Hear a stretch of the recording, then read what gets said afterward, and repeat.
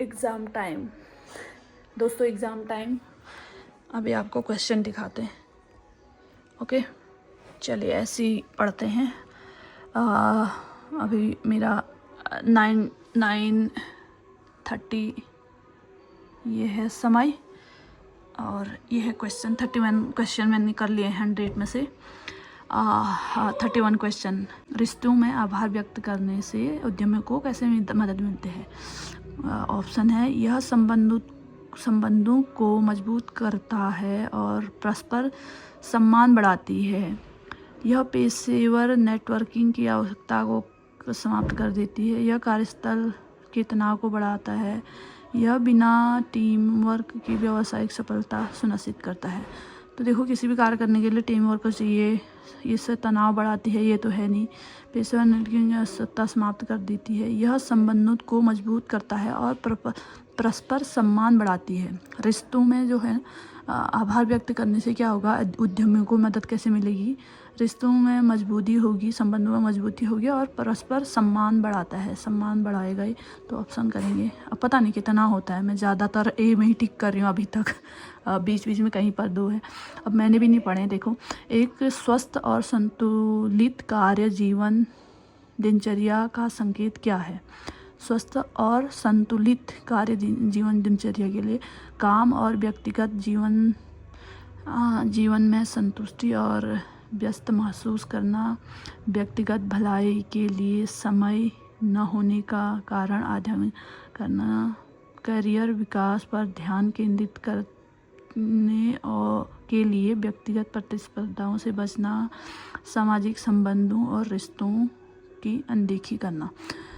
एक स्वस्थ और संतुलित कार्य जीवन दिनचर्या का संकेत क्या है? काम और व्यक्तिगत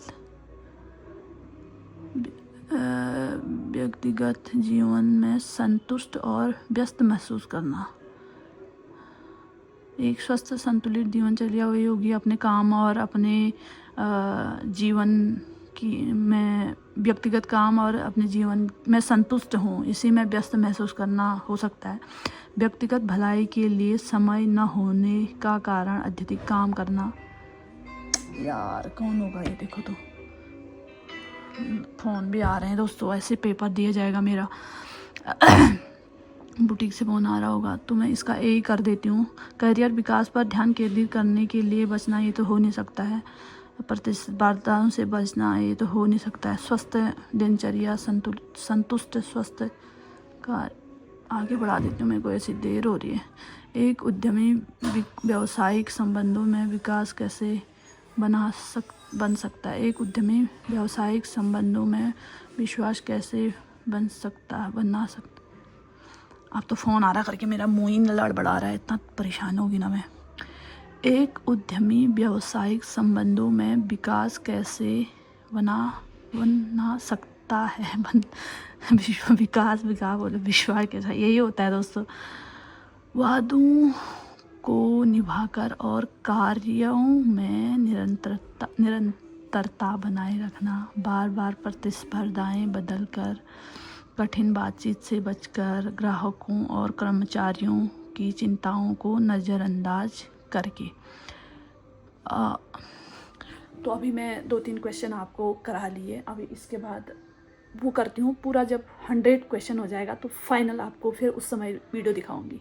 भारी मिस्टेक दोस्तों, भारी मिस्टेक, पता नहीं क्या हो गया। देखो तो पता नहीं अपने आप ही हट गया यहाँ। फिर से मैं 50 तक पहुँच गई थी, फिर से 1 से स्टार्ट हो गया। ये भगवान, अब पूरे क्वेश्चन करने पड़ेंगे। समय देखो, ये 9:43 हो गया। अभी मेरे को बस 10:30 तक सारे क्वेश्चन कंप्लीट करने हैं।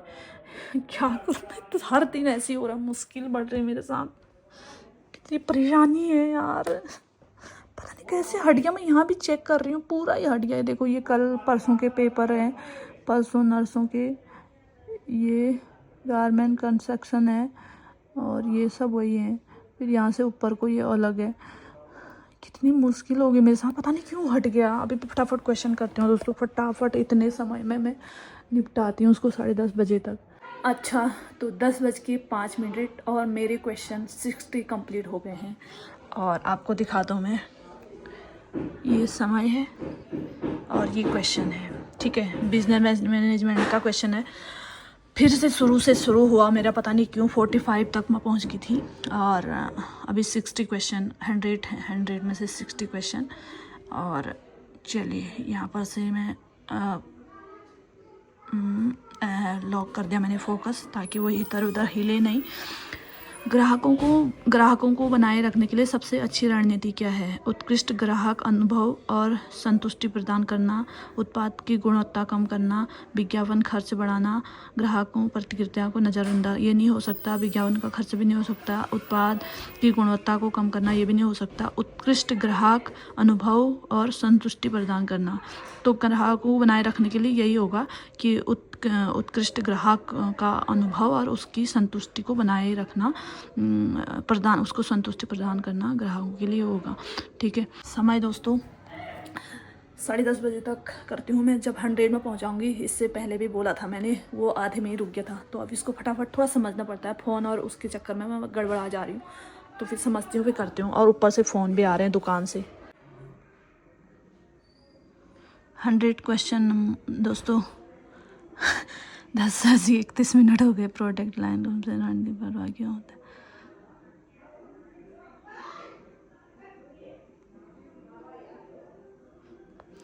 ज़्यादातर सबमिट क्वेश्चन। ओह भाई, देख रहे हो रिजल्ट?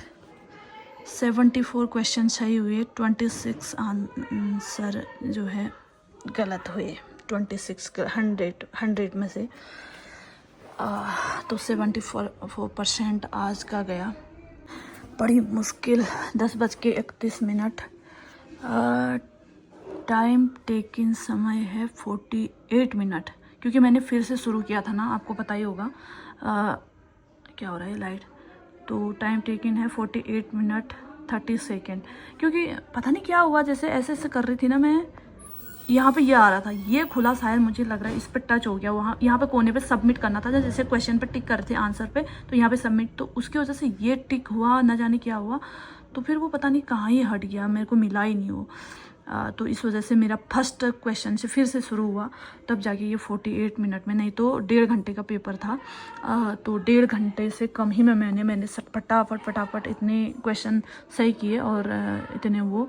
और अभी देखते हैं आंसर, ठीक है। ए बी बी, देखो जहाँ पे मेरे को लग रहा था ना ए बी करते गई मैं, ज़्यादातर क्वेश्चन तो ए थे, और यहाँ पे ये गलत था, इसका बी था। ए बी ज़्यादा था, वहाँ तो हिंदी में थे तो आराम से कर लिया था, तो मैंने उस पर ए करा था, यहाँ बी है। प्रॉब्लम सॉल्विंग माइंडसेट, क्योंकि देखो मेरा शुरू से 1 से हुआ था ना, तो शुरू से किया मैंने फटाफट दोबारा। तो पहले जब पढ़ा होगा मैंने सही किया, उस समय बी किया होगा। जब मेरा फिर से शुरू हुआ तो फिर मैं ए करते गई। देखो ए जहाँ पे थोड़ा सा पढ़ा वो था तो बी करा मैंने, लेकिन जहाँ पे मेरे को लग रहा था, क्योंकि मैं फटाफट ए करते गई 50 तक, मतलब 45 तक तो मैं पहुँच गई थी। देखो कहीं पर करा होगा मैंने सी, नहीं तो बाकी तक तो मैंने ए दबाया। तो उसके बाद जो 50 से ऊपर को गई मैं, शायद तब बिगड़े होंगे 2-3। एक तो ये यहाँ पे जैसे ये यहाँ पर का ए था, तो कहीं मैं बी कर गई जल्दी पढ़ने के चक्कर में, तो यहाँ डी था, मैंने सी कर रखा, नहीं डी किया मैंने, तो यहाँ सी था, तो यहाँ ए था, बी ये, तो सारे उसी समय हमें रिजल्ट भी मिल जाता है। शुरू ये देखो यहाँ ए बी इतने गलत हो रहे थे, यहाँ पे लगातार ही गलत हुए मेरे, पता नहीं कहाँ पर से हुआ। ये गलत, ये कितने गलत हो गए। ये गलत हो गया, ये सही, ये गलत, सही, ये गलत, और ये गलत। इतने तो गलती हो गई। जहाँ पे रेड दिख रहा होगा आपको वो गलत है, बाकी सब जहाँ पे ग्रीन है वो सही है। जैसे रेड है तो पीछे को ही मेरा बाद में ही गलत हुई है, अभी जो लास्ट में है ना, क्योंकि मेरे को फिर टाइम जैसे देखा मैंने इतना हो गया करके, तो फिर फटाफट बिना मतलब अच्छे से समझ ही नहीं रही थी। मतलब शुरू में तो बहुत अच्छे से पढ़ा मैंने, जहाँ पे ना यहाँ की मैंने बहुत अच्छे से क्वेश्चन जो शुरू से थे, शुरू से 45 तक के क्वेश्चनों को मैंने बहुत अच्छे से पढ़ा और बहुत अच्छे से मैंने इसका जवाब दिया। और फिर क्या हो गया, जैसे वो मेरा फिर से शुरू हो गया 1 से, तो फिर मैं फटाफट करती गई। उसके बाद तो मैंने ए किया था करके, सब मैं ए करती गई, नेक्स्ट ऐसे कर दिया। उसके बाद तो पढ़ा भी नहीं, कहीं पर बी था करके, बस यहीं पर लग रहा था कि यहाँ पे बी हो सकता, तो वहाँ पे ठक बी कर दिया। उसके बाद 50-60 क्वेश्चन के बाद मैंने वीडियो बनाई। उसके बाद जैसे मैंने बोला ना, उसके बाद तो मेरे पास समय ही नहीं बच रहा था। तो फिर फटाफट सबमिट कर दी। मतलब कहीं पे क्वेश्चन अच्छे से पढ़े, कहीं से नहीं पढ़े, तो बात की बहुत ज़्यादा गलत हुई है। मतलब 45 तक तो मेरे सही हुए, क्योंकि उनको मैंने पहले किया, फिर दोबारा किया, 1 से स्टार्ट हुआ, फिर 60 से लेके मतलब उसके बाद तो 100 तक तो वो क्वेश्चन गलत ही हुए। आज मेरा तीसरा पेपर है। फर्स्ट दिन मेरे साथ बहुत ही ख़तरनाक लोचा हुआ। वो अभी मैं बोलूँगी या पता नहीं कब बोलूँगी, क्योंकि माइक भी नहीं है मेरे पास। 3-4 बार तो फ़ोन ही आ गया, फ़ोन अलग से डिस्टर्ब कर रहा है। क्या दिमाग ख़राब हो गया। फर्स्ट दिन था मेरा गारमेंट कंस्ट्रक्शन का पेपर, जिसमें सभी कपड़ों के बारे में। दूसरे दिन था टेक्सटाइल, जिसमें कपड़ों की नॉलेज, कपड़े की नॉलेज, कौन चीज़ किससे बनता है वो। आज था बिजनेस मैनेजमेंट, और कल है कल क्या है, एम्ब्रॉयडरी, पता नहीं एम्ब्रॉयडरी है, फिर सोशल मीडिया है, फिर नेल आर्ट, मेहंदी वगैरह है। तो ये है काम।